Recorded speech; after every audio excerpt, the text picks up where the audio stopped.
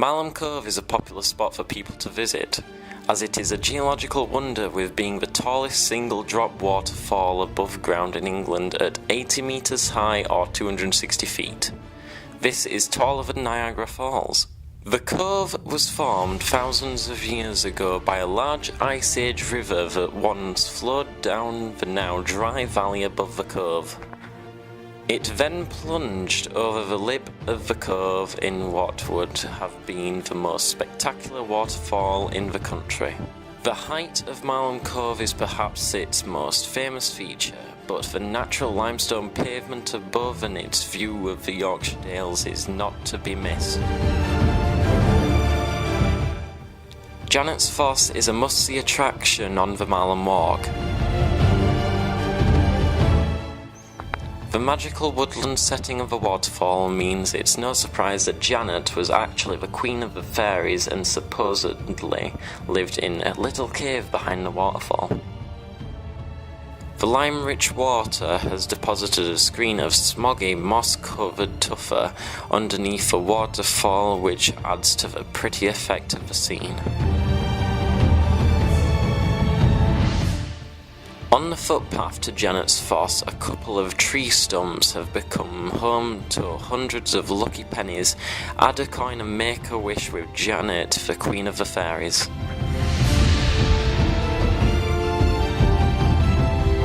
Goredale Scar is a limestone ravine 1 mile or 1.6 kilometres northeast of Marlam in the Yorkshire Dales.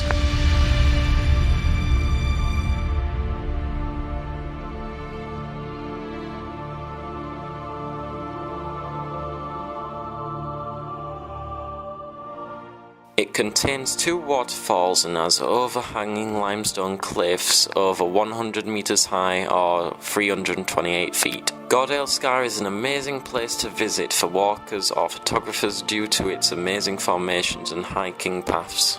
The Scar has an upper waterfall that is fascinating to look at as it crashes down the rocks and out of the entrance of the Scar.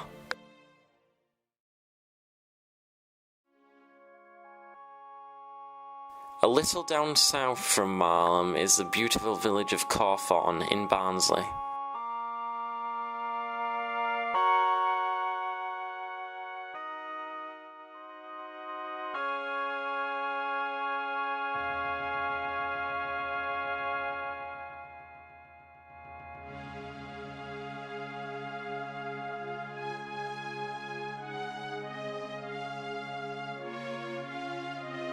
It is a quaint little village of just over 1,000 people.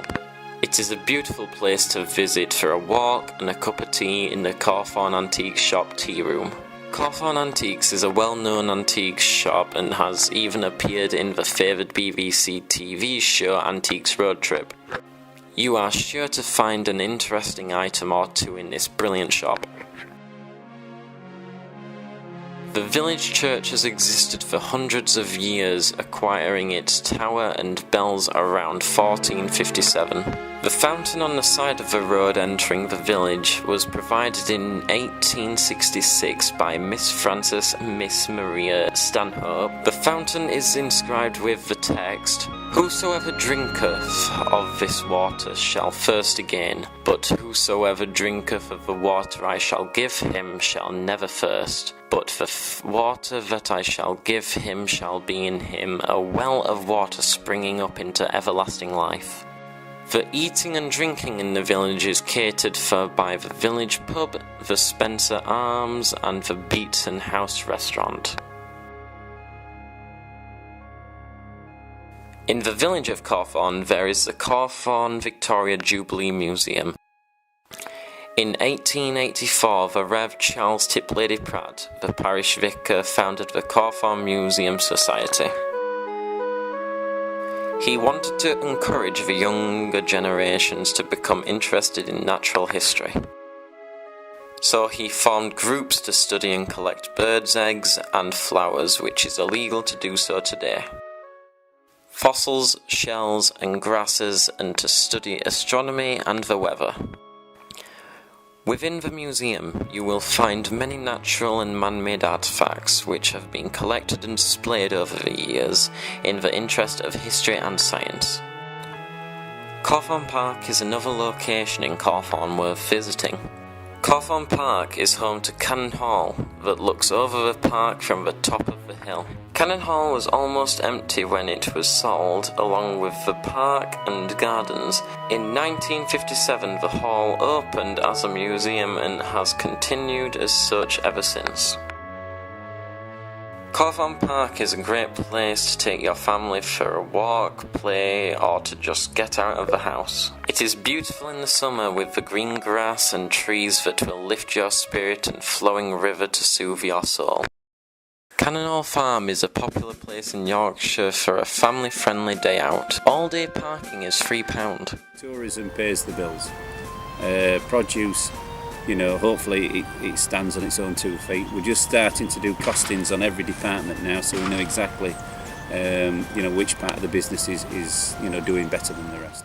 The White Bull restaurant is a welcoming place to eat with a wide range of food, mostly from the farm itself and with friendly staff to put a smile on your face. The farm shop sells food from the farm for you to take home and make delicious home-cooked meals.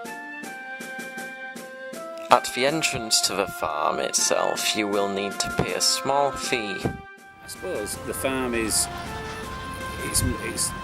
your life's work. I was born here, raised here, started working here as a kid, and put everything into it. 80 hours a week minimum every week, and it means a lot to me and my father and my brothers. You can also buy animal feed to give to the animals around the farm. In the farm you can either walk around seeing the animals they have to offer, or for your children to play in the indoor or outdoor play area. We take customers' feedback very important. We like to think that everyone's having a great time. We're not just farming animals, we're farming people's memories, and we want those to be good memories.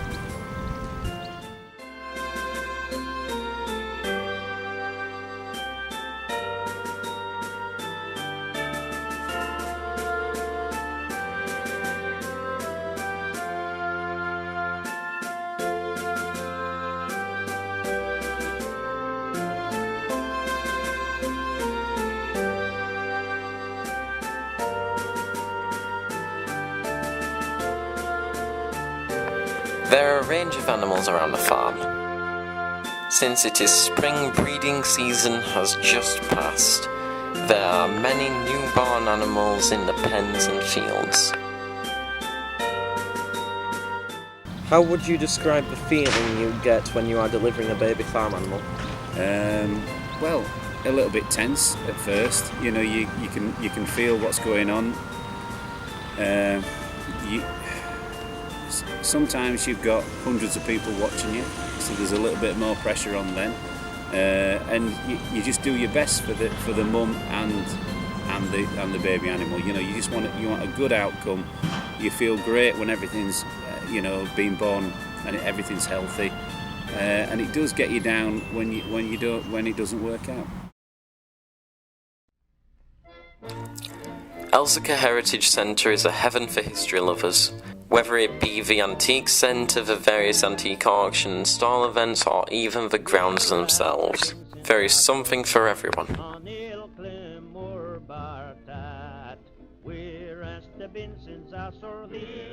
For on-site information, you can go to the visitor centre for any questions or queries you may have. For a place to rest, you may put your feet up at the various cafes in the centre, or see if something piques your interest in the many shops around the grounds. For the children, there is an amazing Playmania play area which is well known for hosting birthday parties and many other family events.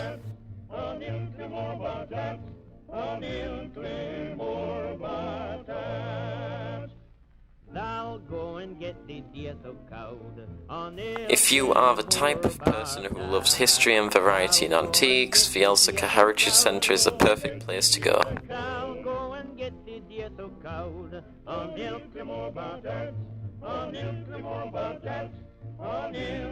There are endless cabinets and rooms to explore with antique items in every one of them.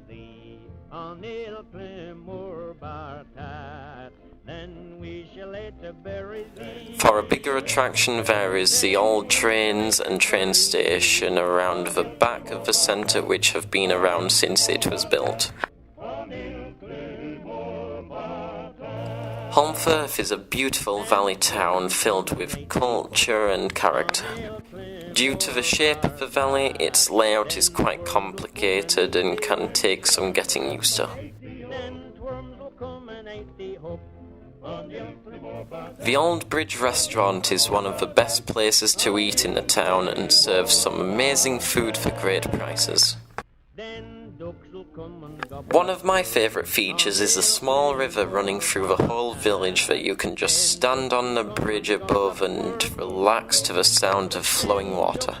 There are many shops and cafes in the village, but the most popular by far has got to be the Sid's Cafe, the cafe featured in the long-running BBC sitcom Last of the Summer Wine.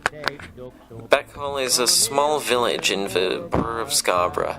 The village lies within the Goathland Civil Parish and the North York Moors National Park. The Birch Hall Inn is probably the smallest pub you've seen for years. It contains just 2 bars with a sweet shop in the middle. The village has a very unique culture, and this can be seen in village events throughout the year.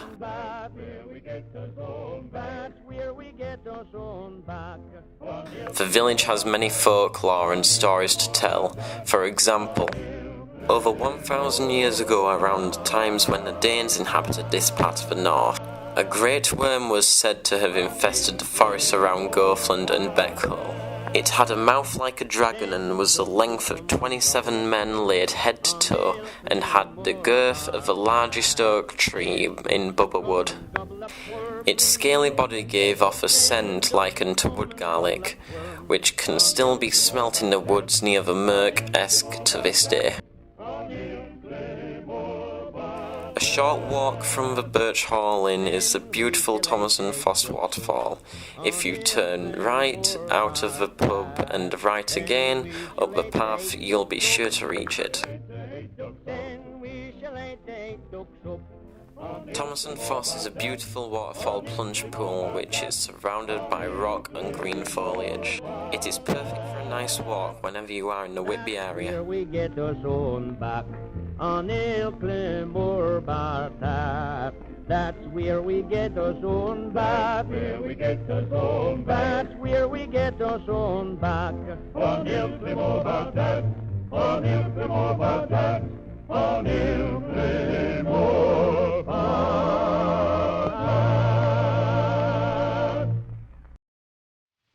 Whitby is an amazing, iconic destination for tourists in coastal Yorkshire.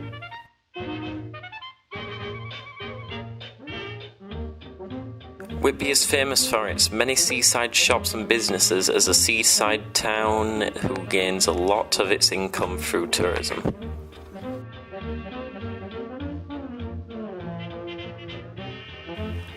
There are many attractions around Whitby, such as the 199 Steps and the Whalebones Monument at the harbour.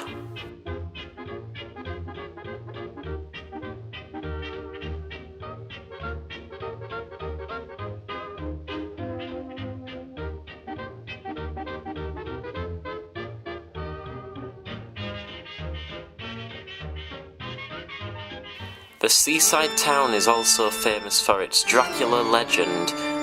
A few shops have ridden off this legend for years, selling Dracula themed merchandise. High above Whitby and dominating the whole town stands Whitby Abbey, the ruin of a once great Benedict monastery founded in the 11th century. The medieval abbey stands on the site of a much earlier monastery founded in 657 by an Anglian princess, Hild, who became its first abbess.